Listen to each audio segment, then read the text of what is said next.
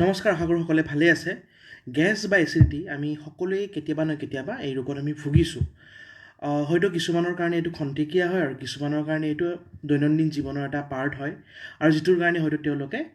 আহ, প্ৰতিদিনেই খালী পেটত একোটা গেষ্ট্ৰিকৰ পিল খাব লগা হয় বা এণ্টাচিড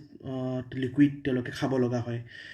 এনেকুৱা বহুত লোক আছে যিসকল লোকে মানে গেষ্ট্ৰিকৰ পিল বা এচিডিটিৰ পিল এদিন নোখোৱাকৈ তেওঁলোকে চলিব নোৱাৰে। কাৰণ তেওঁলোকে যেতিয়া মেডিচিনটো লৈ থাকে তেওঁলোকে ঠিকেই থাকে, কিন্তু যেতিয়া মেডিচিনটো এৰি দিয়ে এগেইন তেওঁলোকৰ লক্ষণবোৰ আহি যায়। খুব ইম্পৰ্টেণ্ট আচলতে এই টপিকটো গেছ এচিডিটিৰ। আৰু ক'বলৈ গ'লে মেক্সিমাম যিখিনি পেচেণ্ট ডক্টৰৰ তাতে আহে, আজি যদি এজন ডক্টৰৰ তাতে দৈনন্দিন 30জন পেচেণ্ট আহে, তাৰ প্ৰায় হয়তো 10জনৰে এইটো প্ৰব্লেম থাকে। বাকী হয়তো বিষৰ প্ৰব্লেম, ডায়েবেটিছৰ প্ৰব্লেম, প্ৰেছাৰৰ প্ৰব্লেম, এইবিলাক হয়তো বাকী মিলি হয়তো 20টা পেচেণ্ট হ'ব, বা 30জনৰ 10জন এনেকুৱা ধৰণৰ লক্ষণ লৈ ডক্টৰৰ ওচৰত আহে। মই ডক্টৰ সন্দীপন শৰ্মা, আৰু আজি আমি কথা পাতিম ঊৰ্ধ্বমুখী এচিডিটি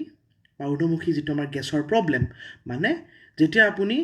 এচিডিটিৰ কাৰণে যিখিনি লক্ষণ আপুনি আচলতে পেটত নাপায়, ওপৰৰ পিনে পায়, আচলতে বুকত পায়। যেনে ধৰক আপোনাৰ বুক জ্বালা পোৰা কৰিব পাৰে, বুকৰ বিষ হ'ব পাৰে, বুক হান মাৰি ধৰিব পাৰে, বা আপোনাৰ ইয়াত কিবা ডিঙিৰ ভিতৰত কিবা লাগি থকা যেন লাগিব পাৰে, টেঙা টেঙা পানী আহিব পাৰে মুখলৈ, জিভাখন তিতা তিতা লাগি থাকিব পাৰে। তেনেকুৱা বিভিন্ন ধৰণৰ লক্ষণ আপোনালোকে পাব পাৰে, যাক আমি আমাৰ মেডিকেল টাৰ্মত GERD বুলি কয়, যিটো হ'ল গেষ্ট্ৰ' ইছ'ফেজিয়েল ৰিফ্লাক্স ডিজিজ। গেষ্ট্ৰ' মানে আমাৰ পেটৰ কথাটো, ইছ'ফেগাছ মানে আপোনাৰ যিটো আমাৰ খাদ্যনলী, যিটো বুকৰ ভিতৰত থাকে, ৰিফ্লাক্স মানে উজাই অহা, ডিজিজ মানে বেমাৰ। মানে পেটৰ ভিতৰৰ এচিড বা যিবিলাক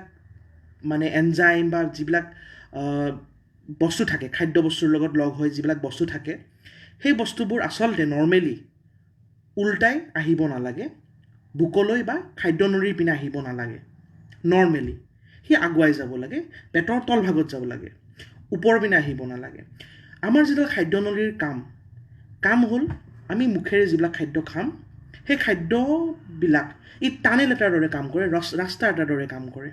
আমি মুখত খাদ্য খাইছোঁ, আমাৰ বুকৰ মাজত সেই খাদ্য নলীডাল বা ফুড পাইপ, বা আমি যাক ইছ'ফেগাছ বুলি কওঁ, খাদ্য নলী, সেই নলীৰে সেই খাদ্যটো আগবাঢ়ি গৈ আমাৰ পাকস্থলী অৰ্থাৎ পেটত গৈ পায়। ইয়াৰ বেলেগ একো কাম নাথাকে, না ই কিবা আপোনাৰ হজমত সহায় কৰে নে কি কৰে। ইয়াৰ এটাই কাম যে আমি যিখিনি বস্তু আমি খাওঁ, সেইখিনি বস্তু যাতে মুখৰ পৰা ডিঙিৰ মাজেৰে সি পেটৰলৈকে যাব পাৰে, সেই বাটটো, সেই ৰাস্তাটো, সেই নলীডাল খাদ্যনলী।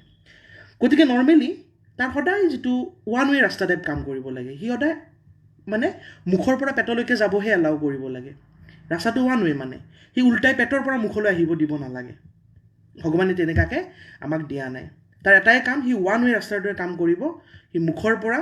খাদ্যনলীৰ মাজেৰে যেতিয়া যাব, সি সদায় পেটলৈকে যাব, নাকি পেটৰ পৰা মুখলৈকে আহিব। খুব ইম্পৰ্টেণ্ট, একদম সাধাৰণ ভাষাত মই বুজাই দিছোঁ। তাৰ কাৰণে কি হয়, এখন চেক গেট থাকে, য'ত খাদ্যনলী আৰু আমাৰ পাকস্থলীটো লগ লাগে, তাত এখন চেক গেট থাকে, যাক আমি এখন স্পিংটাৰ বুলি কওঁ। এখন ভাল্ভ ধৰণৰ বস্তু থাকে, দমকলত যেনেকৈ ভাল্ভ থাকে, যাৰ কাৰণে পানীটো ওপৰলৈকে আহে কিন্তু ওপৰৰ পানীটো তললৈকে নামি যাব নোৱাৰে। জানোবা তেনেকুৱা ধৰণৰ ভাল্ভ এখন আমাৰ খাদ্যনলীটো থাকে, যাৰ ফলত সি এইটো বস্তু, তাৰ কামটোৱে এইটো যে খাদ্যনলীৰ পৰা যিবিলাক বস্তু সি পেট যাব এলাউ কৰে, কিন্তু পেটৰ পৰা সি খাদ্যনলীলৈকে উভতাই আহিব এলাউ নকৰে, সি বাধা দিয়ে। কিন্তু কিছুমান কাৰণত ইয়াৰ কাৰ্যক্ষমতাটো আমি বেয়া হোৱা দেখা যায়। ই সেইটো প্ৰিভেণ্ট কৰিব নোৱাৰা হয়, সি তাক বাধা দিব নোৱাৰা হয়, যাৰ ফলত আমাৰ পেটৰ যিবিলাক বস্তু আছে, যিটো আহিব নালাগিছিলে, উল্টাই উজাই আহে। আৰু এইটোৱে ঊৰ্ধ্বমুখী বা উজাই অহা গেছ বা এচিডিটি। একেবাৰে চিম্পল কথা। এতিয়া কথাটো হ'ল, মেক্সিমাম মানুহে কেনেকুৱা চিমটম পায়, লক্ষণবোৰ কি কি। মই আৰু অলপ আগতে কৈছোঁ লক্ষণখিনি, ষ্টিল আৰু এবাৰ মই কৈ দিছোঁ। বুকুখন হেঁচা মাৰি ধৰা, বুকুখনত কিবা বজি থকা যেন লগা, আপোনাৰ টেঙা টেঙা পানী, টেঙা টেঙা উগাৰ অহা, জিভাখন তিতা তিতা লগা, বুকুখন জ্বলা পোৰা কৰা, যাক আমি হাৰ্ট বাৰ্ণ বুলি কওঁ ইংৰাজীত। বুকুখন জ্বালা পোৰা কৰা বা বুকু পিঠিখন হান মাৰি ধৰা, এনেকুৱা ধৰণৰ কেতিয়াবা বুকৰ বিষো হ'ব পাৰে ইনফেক্ট কেতিয়াবা কি হয় পেচেণ্টে বুকৰ বিষ বুলি ডক্টৰক দেখাব যায় ECG কৰে ইক'কাৰ্ডিঅ'গ্ৰাফি কৰে বিভিন্ন কাৰ্ডিঅ'লজিষ্টক তেওঁলোকে দেখায় শেষত কিন্তু ডায়েগন'চিছ হয় কি তেওঁলোকৰ হাৰ্টৰ বেমাৰ নাই তেওঁলোকৰ ডায়েগন'চিছ হৈছে আপোনাৰ গেছৰ প্ৰব্লেম উজাই অহা ঊৰ্ধ্বমুখী ওপৰলৈকে অহা আপোনাৰ এচিডিটিৰ প্ৰব্লেম চ' এতিয়া আমি কথা পাতিম যে মেডিচিন আমি ব্যৱহাৰ নকৰাকৈ যে আমি মেডিচিন আমি নাখাওঁ আমি কেনেকৈ আমি কিছুমান আমি কেনেকুৱা বস্তু আমি এভইড কৰিব লাগে আমি কি খাব লাগে কেনেকৈ আমি দিনটো থাকিব লাগে কেনেকৈ চলিব লাগে যাৰ দ্বাৰা হয়তো মই কওঁ যে মোৰ দেন 50% 50%তকৈ বেছি লোকে হয়তো সেইখিনি যদি ফ'ল' কৰে তেওঁলোকে ঔষধ নোখোৱাকৈ তেওঁলোকে চলি যাব পাৰিব খুব দৰকাৰী কাৰণ মেক্সিমাম একচুৱেলি এই যি এচিডিটিটোৰ প্ৰব্লেম বা উজাই অহা কিছু গেষ্ট্ৰাইটিছৰ প্ৰব্লেম এইটো মেক্সিমামৰ একচুৱেলি নিজৰ কিছুমান ভুলৰ কাৰণে হয় চ' আপোনাৰ ভিডিঅ'টো শেষলৈকে ভালকৈ চাওক আৰু প্লিজ ভিডিঅ'টো আপোনালোকে শ্বেয়াৰ কৰি দিয়ক যাতে আপোনালোকৰ ফ্ৰেণ্ড লিষ্টৰ বাকী ফ্ৰেণ্ডবিলাকে ভিডিঅ'টো চাব পাৰে এতিয়া চাওক চবতকৈ ইম্পৰ্টেণ্ট কথা হ'ল যে আমাৰ এই যিটো উজাই অহা গেছটো আমি যদি কমাব লাগে এই যে উজাই অহা এচিডিটি যিটো ঊৰ্ধ্বমুখী এচিডিটি আমি যদি কমাব লাগে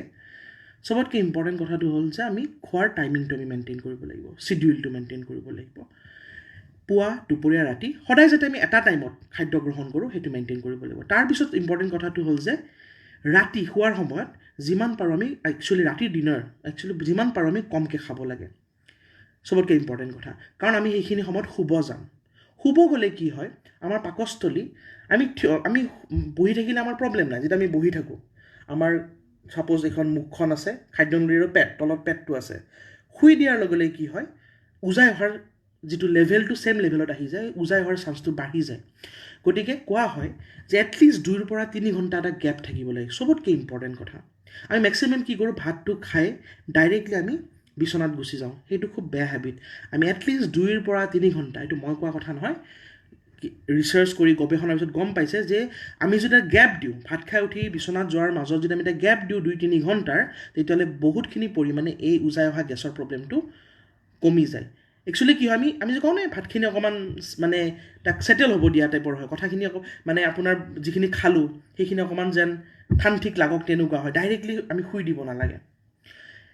একেলগে বেছি খাদ্য খাব নালাগে যেতিয়া একেলগে বেছি খাদ্য আমি খাওঁ তেতিয়া পেটৰ ভিতৰৰ প্ৰেছাৰটো বহুত বেছি বাঢ়ি যায় পাকস্থলীৰ মাজত আৰু সি উল্টাই আহিব সি তাৰ কেপাচিটিটোৰ তাৰ কেপাচিটি থাকে সি তাতকৈ যেতিয়া বেছি আমি প্ৰেছাৰ দিব বেছিকৈ খাই দিম তেতিয়া উল্টাই উজাই অহাৰ চান্সটো বাঢ়ি যায় গতিকে একেলগে বেছি হেভি ফুড খাব নালাগে আমি এটা গেপ দি যে আমি স্মলৰ মিলছ আমি কম খাদ্য খাম কিন্তু আমি ছাপ'জ আমি 3 বাৰ নাখাম আমি 4 বাৰ বা 5 বাৰ খাম পুৱা অকণমান খাম পুৱা দুপৰীয়াৰ মাজত অকণমান খাম দুপৰীয়া খাম আৰু আবেলি খাম কিন্তু আমাৰ মেক্সিমামে কি কৰে যে পুৱা ব্ৰেকফাষ্ট একদমেই নকৰে তেওঁলোকৰ সময়ৰ অভাৱ হওক বা চাকৰিত যোৱা স্কুলত যোৱা এনেকৈ কৈ পেলাই তেওঁলোকে নকৰে দুপৰীয়াও তেনেকৈ ঘৰত তেওঁলোকে খাব নোৱাৰি একো নাখায় ৰাতি একেলগে গোটেই দিনটোৰ খাদ্যত ভোকো লাগি থাকে একেলগে বেছি খাই দিয়ে তো তেনেকুৱা নহয় টাইম মেইনটেইন কৰিব লাগিব আৰু পৰিমাণটো কমকৈ খাব লাগিব এটা সুষমভাৱে গোটেই দিনটোতে খাব লাগিব একেলগে বেছি খাদ্য খোৱাটো উচিত নহয় এইটো চবতকৈ ইম্পৰ্টেণ্ট কথা এইবিলাক সৰু কথা কিন্তু এইবিলাক খুব গুৰুত্বপূৰ্ণ কথা তাৰপিছত আছে আপোনাৰ খোৱাৰ পিছত অকণমান সময় মই কোৱা নাই যে হেভি এক্সাৰচাইজ কৰিব লাগে অকণমান জাষ্ট লাইট এটা খোজ কাঢ়িব লাগে লাহে খোজ কাঢ়ক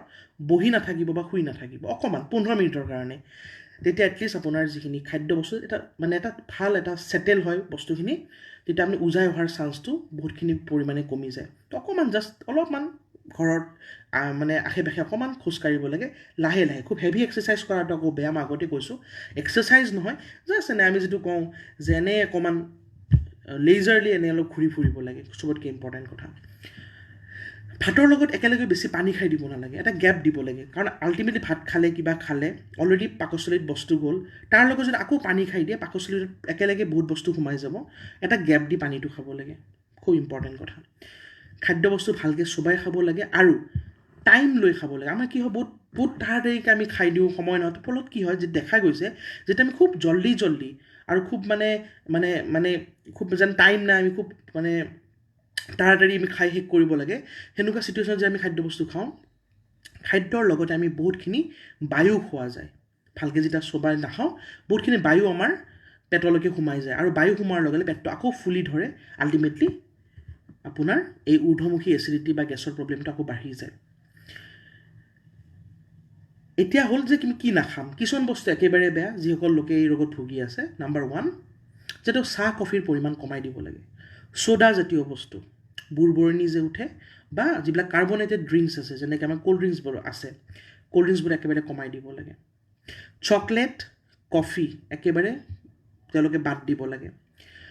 কোনোবা যে স্মকিং কৰি আছে বা এলকহল লৈ আছে একেবাৰে বেয়া স্পেচিয়েলি এলকহল লোৱাটো খুবেই বেয়া মদ্যপান কৰাটো খুবেই বেয়া তেওঁলোকে বাদ দিব লাগে খুব বেছি স্পাইচি বস্তু আৰু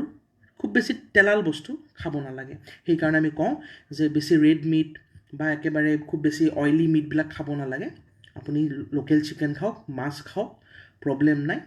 কিন্তু খুব বেছি বাটাৰ ঘি ক্ৰীম এনেকুৱা ধৰণৰ বহুত বেছি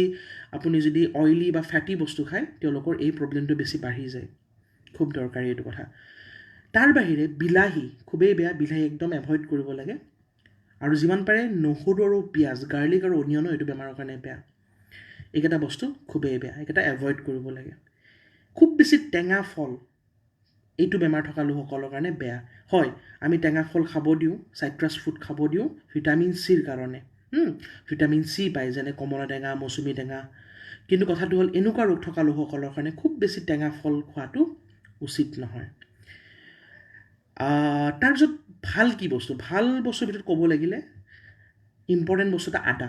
আদা খুব ভাল খোৱাটো আদা খালে এনেকুৱা বহুত বেছি পৰিমাণে এনেকুৱা প্ৰব্লেমবিলাক কমি থাকে যিসকল লোকৰ এনেকুৱা আছে তেওঁলোকে আদাৰ চাহ বনাই খাব পাৰে বা এনেও মাজে মাজে আদা এটুকুৰা মুখত লৈ থাকিব পাৰে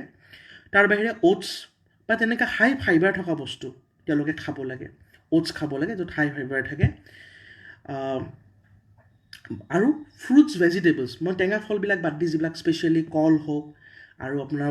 মানে আমাৰ যিটো তৰমুজ হওক এইবিলাক খোৱাটো খুব ভাল হয় তো ফ্ৰুটছ আৰু ভেজিটেবল যেনে শাক পাচলিৰ পৰিমাণটো বঢ়াই দিব লাগে তেতিয়া তেওঁলোকে এই প্ৰব্লেমৰ পৰা বহুতখিনি পৰিমাণে হাত সাৰি থাকে তো এইখিনিৰ কথা যদি আপোনালোকে ভিডিঅ'টো ভাল পাইছে প্লিজ ভিডিঅ'টো শ্বেয়াৰ কৰি দিব মোৰ পেজটো ফ'ল' কৰি দিব ধন্যবাদ